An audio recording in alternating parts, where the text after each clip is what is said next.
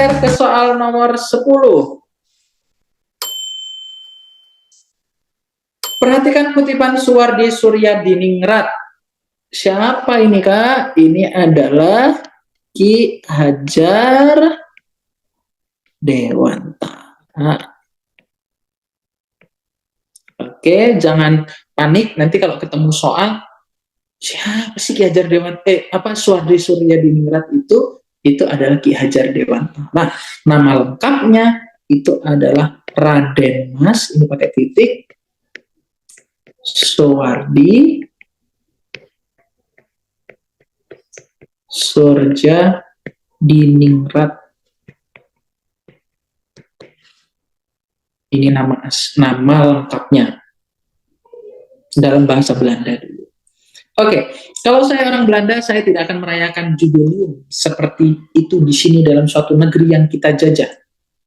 Beri dahulu bangsa yang terjajah itu kemerdekaannya, baru merayakan kemerdekaan itu sendiri. Tulisan Suwardi Suryadiningrat. Gitu. Tulisan Suwardi Suryadiningrat tersebut bertujuan untuk yang mengkritik perayaan kemerdekaan Indonesia, kemerdekaan Belanda yang akan dilaksanakan di Indonesia. Ini jubileum, itu adalah kemerdekaan yang dilakukan oleh Belanda, kemerdekaan, prosesi kemerdekaan atau perayaan kemerdekaan yang dilakukan oleh Belanda atas lepasnya atau merdekanya mereka dari jajahan Spanyol. Gitu.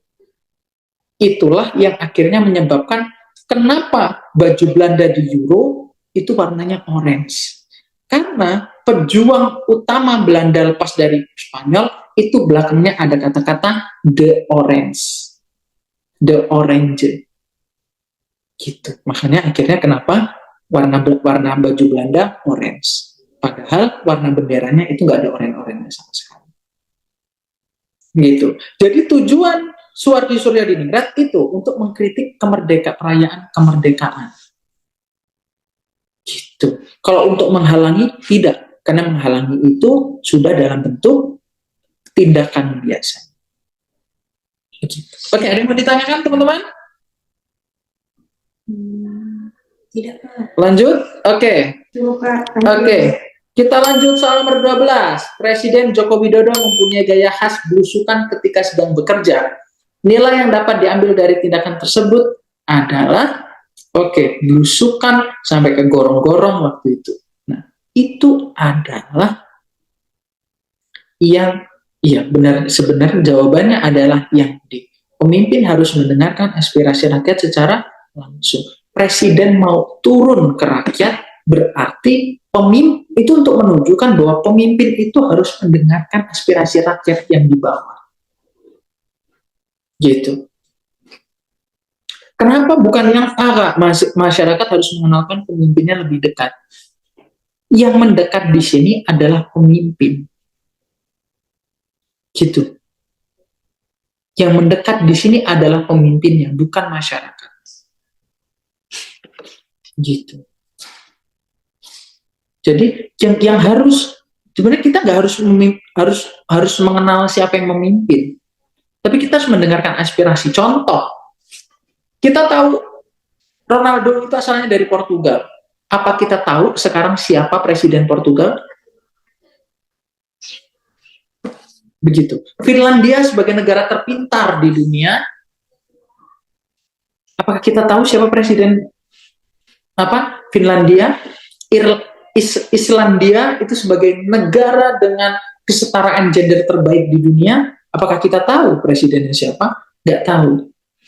Karena sebenarnya masyarakat itu nggak harus kita juga nggak tahu siapa menteri, bahkan kita nggak tahu siapa menteri daerah tertinggal juga kita nggak tahu menteri kita.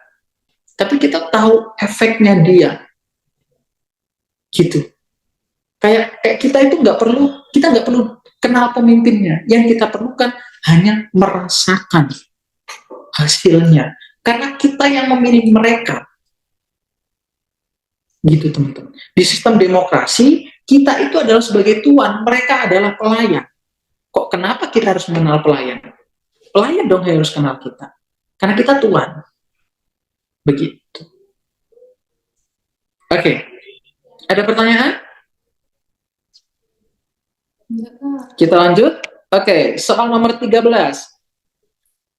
Kegiatan yang dapat Anda lakukan sebagai bentuk partisipasi mempertahankan NKRI dalam lingkungan masyarakat adalah yang D. Sudah pasti dong. Gotong royong memperbaiki jembatan yang rusak. Namanya gotong royong itu ada di dalam lingkungan masyarakat. Gitu. Kalau membayar pajak, ini menjaga fasilitas umum, itu adalah tanggung jawab pribadi. Tapi kalau jembatan rusak, itu biasanya tanggung jawab kelompok. Begitu.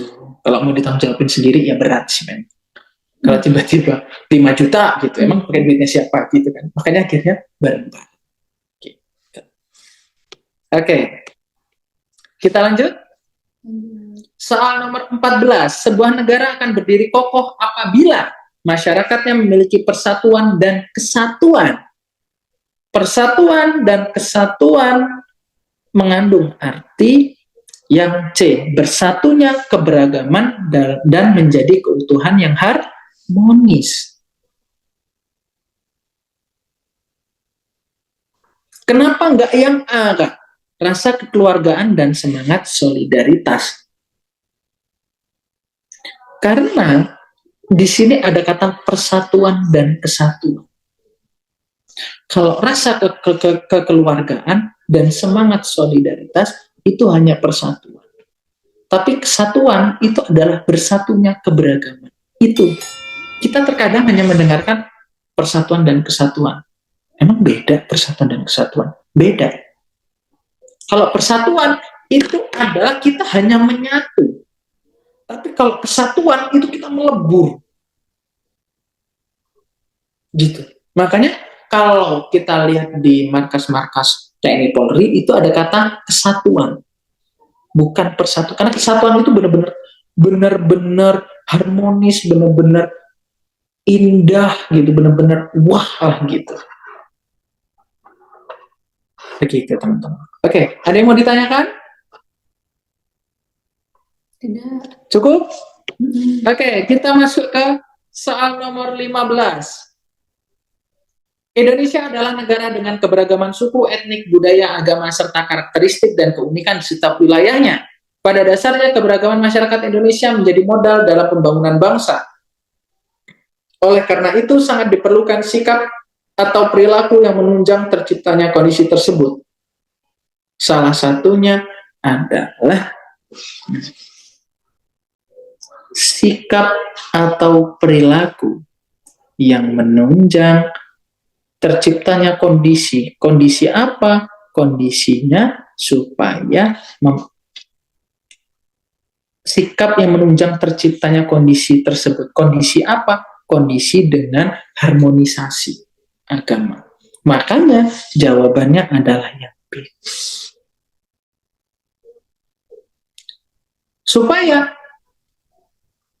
kita tetap harmonis, maka kita harus memperkecil segala hal yang berpotensi menimbulkan konflik di dalam masyarakat. Supaya kita harmonis. Gitu loh.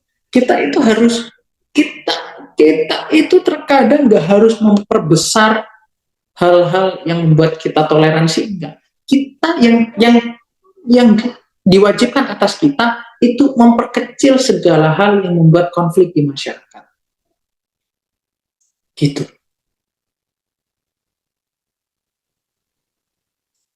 Oke. Ada pertanyaan, teman-teman? Kenapa bukan yang C, Kak? Oke, menghilangkan perbedaan antar suku bangsa dan berbangsa dan bernegara. Ini bahaya. Gitu. Menghilangkan perbedaan antar suku bangsa. Nggak boleh. Kita itu emang harus tetap berbeda supaya jadi satu Indonesia.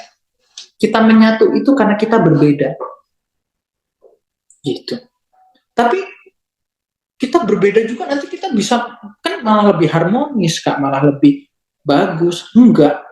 Buktinya banyak negara-negara Timur Tengah agamanya sama, sukunya sama, bentuknya sama, ya masih perang juga. Intinya itu bukan di identitasnya. Toleransi itu bukan di identitasnya, tapi di hati kita, toleransi kita. Gitu loh. Bukan masalah sukunya banyak, agamanya banyak. Enggak masalah. Yang masalah itu hati kita. Gitu. Buktinya ada sesama umat Islam saling menjelek-jelekkan satu sama lain. Gitu. Bukan menghilangkan perbedaan, tapi kita memaklumi perbedaan sebagai kekayaan bangsa. Gitu. Pak SBY itu pernah diundang dalam forum PBB sebagai Bapak Perdamaian Dunia. Kok bisa gitu? Orang kita dengan beragam suku, budaya, makanan, bahkan kita itu nggak bisa menentukan apa sih makanan khas Indonesia. Gitu. Kita nggak pernah, kita nggak tahu apa sih kalau kita bawa keluar nih. Oh ini loh makanan ciri khas Indonesia, nggak ada, karena kita saking kebanyakannya. Kalau kita bilang papeda itu makanan khas Indonesia, satu-satunya Padang cemburu karena Padang punya rendang. Begitupun di daerah yang lainnya, Jogja juga punya gudeg. Gitu. Jadi perbedaan itu bukan untuk dipermasalahkan, tapi untuk menyatukan. Gitu. Orang kamu sama dia yang berbeda aja bisa menyatu, kok apalagi Indonesia kan. Keren. Oke. Lanjut. Oke. Nomor 16. Oke, kita udah sampai 16 saja.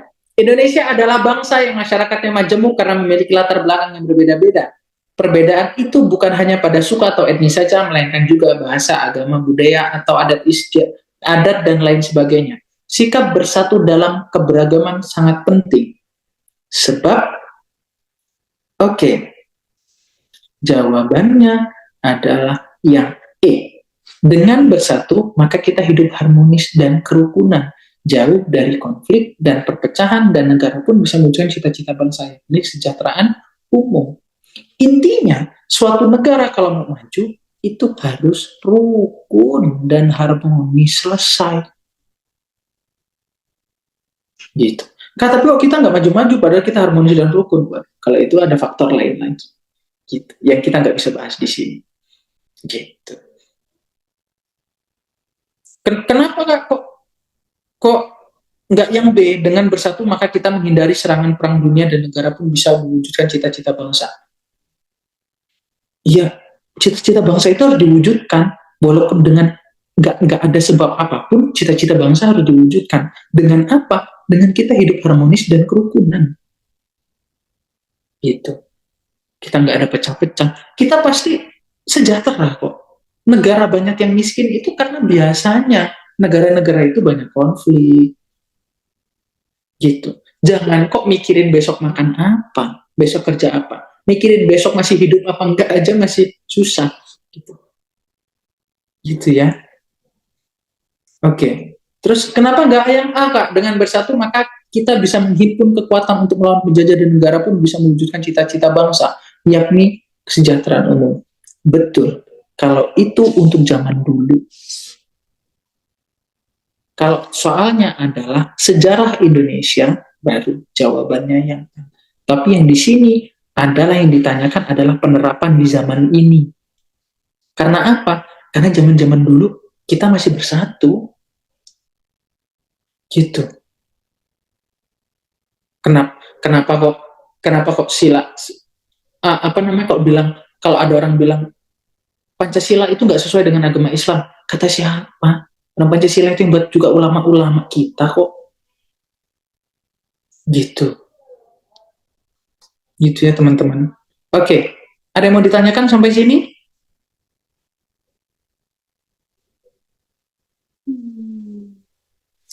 Yang jawabannya apa? Kak. Oke, jawabannya tetap. Saya nggak akan berubah hati, tetap yang E di hati saya.